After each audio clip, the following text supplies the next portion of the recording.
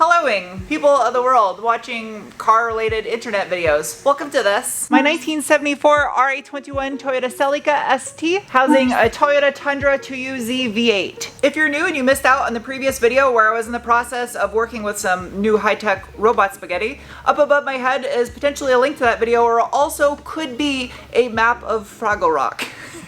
1/4 inch diameter, Cupra nickel, part copper, part nickel. T56 style hydraulic throwout bearing. That has to fit on nipple. So if I made that substantially larger, I could put both lines through one. In the previous video, I was in the process of making a custom transmission out of my Aisin W58 5-speed manual from a Mark IV non-turbo Toyota Supra in the bell housing out of my dad's first generation Toyota Tundra V8, which, as you may know, an automatic transmission bell housing doesn't have a hole cut out in it or provision for a throwout bearing and clutch release fork. Okay, now that will work perfect like that. And then the other side, I gotta get crazy with the cheese whiz to make that work. And that cheese whiz specifically is in regards to the fact that I need to make shapes shape in ways that shapes shouldn't be shaped. I've yet to try flaring this Cupra nickel stuff, so I'm literally just doing a test flare. Woo! Seems like this stuff flares nicely. Oh, this stuff is nice to work with. The vast majority of the lines that I had to flare when I was in the Air Force were stainless, and anyone that's ever worked with stainless knows that it takes a little bit of skill. You can't just be a novice and get it perfect. So much for my beautiful flare. 10 out of 10, would recommend this stuff. Also, tech tip, something I learned after this video: when this stuff starts to work harden, you can soften it back up again with a torch. I'm using a piece of scrap wire to mock up how long my line needs to be so I don't waste material. Cut it right about there. Also, important you should know that the sock thing on my microphone smells like the air when wintertime is coming. And then drop that through. I made it just big enough that the line can't completely come out. This one's gonna suck ass. Aw, I'm dumb. I didn't put the fittings on. It's alright. This side is for the bleed, not the Meshuggah song, but the one that gets the air bubbles out of your throat bearing. I can make it work. Concentrating. It's not easy either way. I don't know if this is gonna work. Hell yeah, that's literally perfect. I bent the line so precisely first try that it will thread on and drop dead center in the middle of that hole. It'll be on there just like that. Oh, that is gonna be so perfect. That is luck beyond luck right there. Human torque specs, since this is a custom assembly. I think I should make these so I can actually pull it all the way through. What, do you think I was gonna mention Meshuggah in this video and not take a brief moment for metalwork?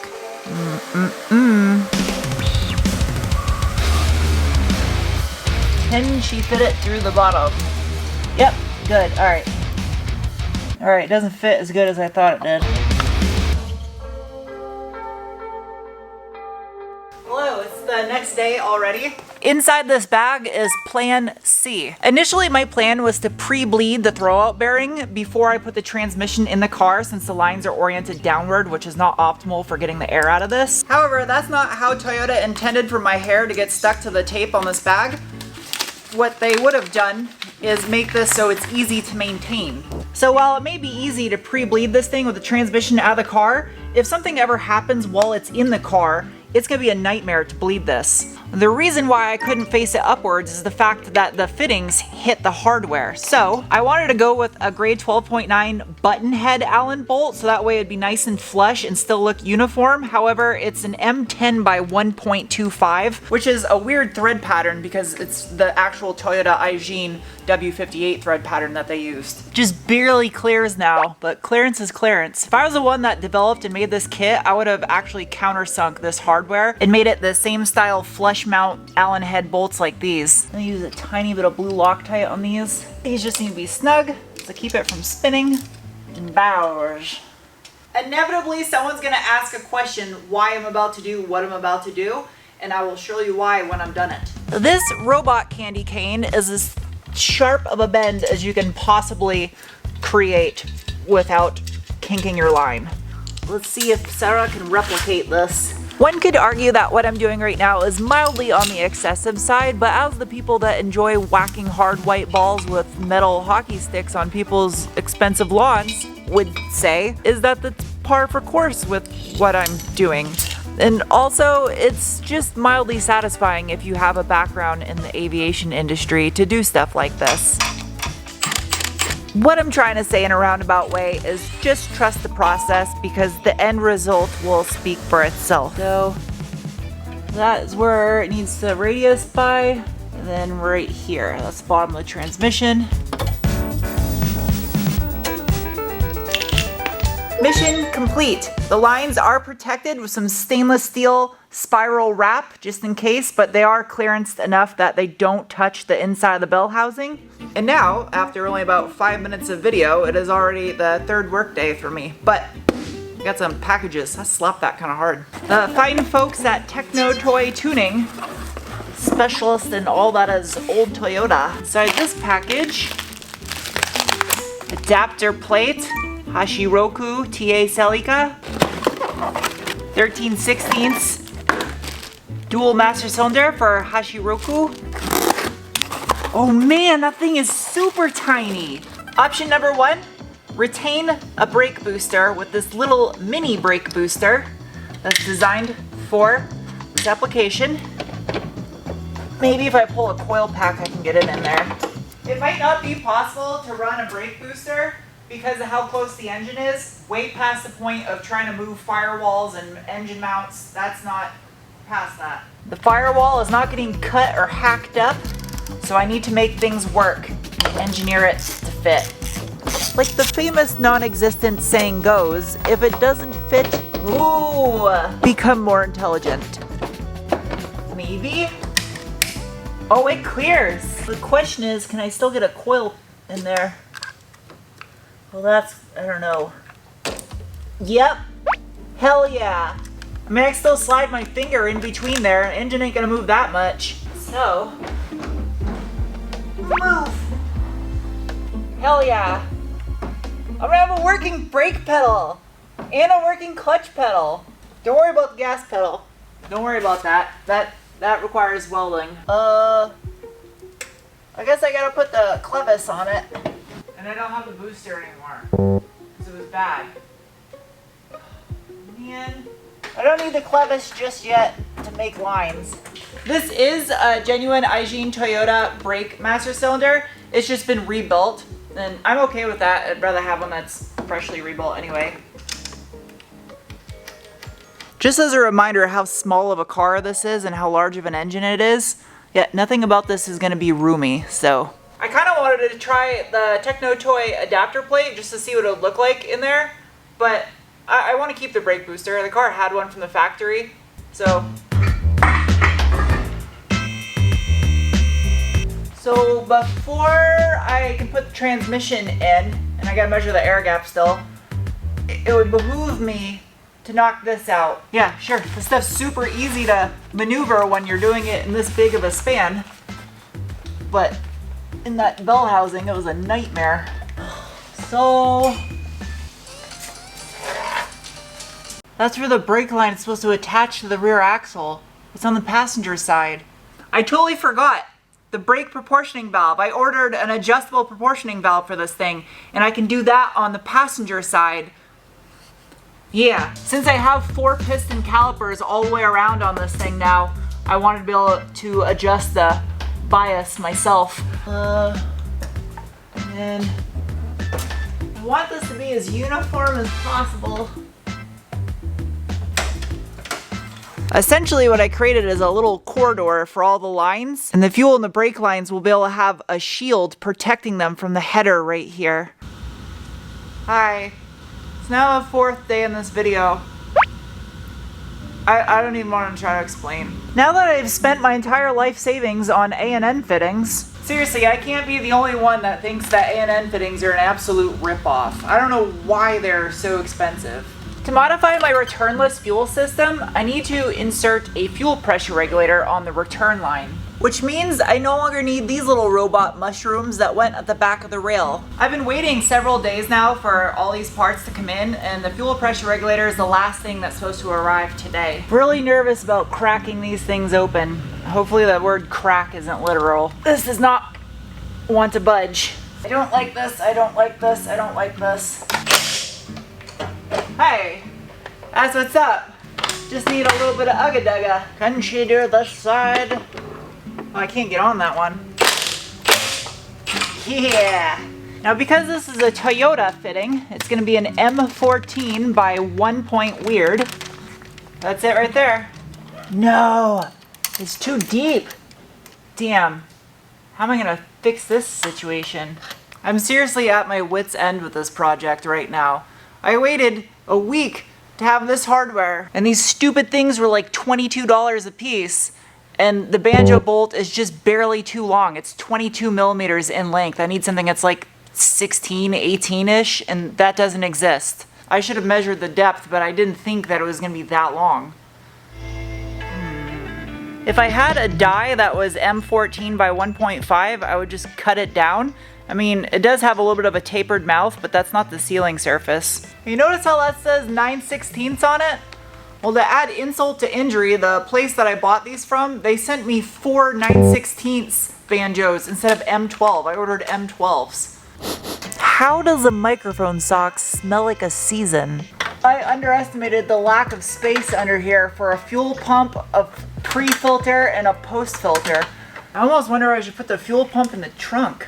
I can't put it over the rear axle because there is no space up there. I have to put the exhaust still through there, and the axle still needs to be able to travel and have space up in there. Like, I even got a little tab right here. You can just kind of locate it. I could literally put it right there. That'll do right there. Like that. A little bit of rubber protectant. Sending unit back in. A little bit of lube, help this get on. Holy shit. What a pain. A little rubber grommet. That's some weird tape. It's like a bandage. The hardest part of this is the fact that I'm trying not to hack, cut, or modify too much stuff on this car, while also trying to stick an engine from a pickup truck that's 30-year-old newer than the car. Yes, I have a Denso Sharpie because I'm that bougie. My fitting would go on right here. Oh geez, this is not easy to bend. Something like that. I'm super nervous about doing this because I really don't want to have to repeat it. Okay, I'll make sure this thing is bottomed out all the way. Fuel filter side. Okay, that's pretty good. That's perfect. That is literally perfect. 4 hours of bending later, that's how the brake line's gonna go. I feel like these should terminate at the same spot just to keep it uniform. Soft line to soft line. This is taking so long. This is ridiculous. I actually really do like this location. If I could have had it a little bit better, I would have pushed it back. Actually no, I'm pretty content with this. And since I took a small mortgage out on A&N fittings, I got all kinds of different varying angles. Oh, this is gonna be perfect. My fuel line will go, oh, I like that a lot. I actually think I want to tweak it more. This is what happens when you try to tweak something that didn't need to be tweaked and it was already good enough, and you spend hours working on it only to destroy it. I have quite literally redone and repositioned these lines like a dozen times already. 1 hour later, supply line version 2.0, I get a little bit more of a nice curve to it right there, so it follows the contour of the underside of the car. And at least this is done. I got all my swivels on there ready to accept the soft line. It's now 11 after 7:11. My goal is to put the transmission in the car today, and that's a measurement A. Measurement B. Bell housing. How am I gonna do two things at once? This is now the 5th consecutive day in this video. It's not at all psychotic. Here's a straight edge. However, it doesn't touch the fingers. So, I will custom fabricate it. So I need to transfer that shape onto my straight edge. Time for some carpentry, which I'm bad at.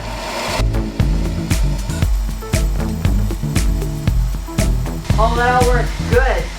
All right, an angel boba cake has arrived. And I need to, so it touches the fingers perfectly, but isn't touching the, oh no, Angel, can you reach? You set the lift for your height. I'm sorry. So measure the air gap for this hydraulic clutch. This is directly on the fingers, not on this part of the clutch, so I notched it out.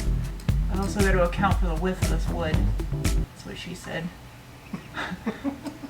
I'm measuring it in metric because I can count, but I also have to subtract the width of the stick. So that gives me a total of 27635 inches. Okay. So that's 137.98. 137.98 for you SAE folks. All right, and this thing is 2.263 inches upside down. Is 8,050. All right, now 10 millimeters. That would be equal to 2/5 of an inch. These are my modifications for the 2025 Subaru Forester. I should sell those to somebody. Anyway, double verified the measurements, make sure they were accurate, good to go, which they are, which means I have approximately a 10 millimeter or 2/5 of an inch air gap, which I need to have around 4 mil or 3/16 of an inch, which means I need to add about a 5 mil spacer to my throwout bearing to have an accurate air gap. So luckily they sell a kit of multiple different spacers, and I just need to order that. So with that said, the next video is gonna obviously take place with some stuff under here, but once that spacer comes in the mail and I get the 2 correct size banjo bolts I need for the rear of the fuel rail and my brake bias controller, I should have everything I need to finish all the plumbing, put the transmission in the car, fuel system will be done, brakes, clutch system will be good to go, and then I got a tiny little onesie twosies on the wiring, and then the engine should be ready to start. So thank you guys for watching. I'll see you soon with another video. Bye!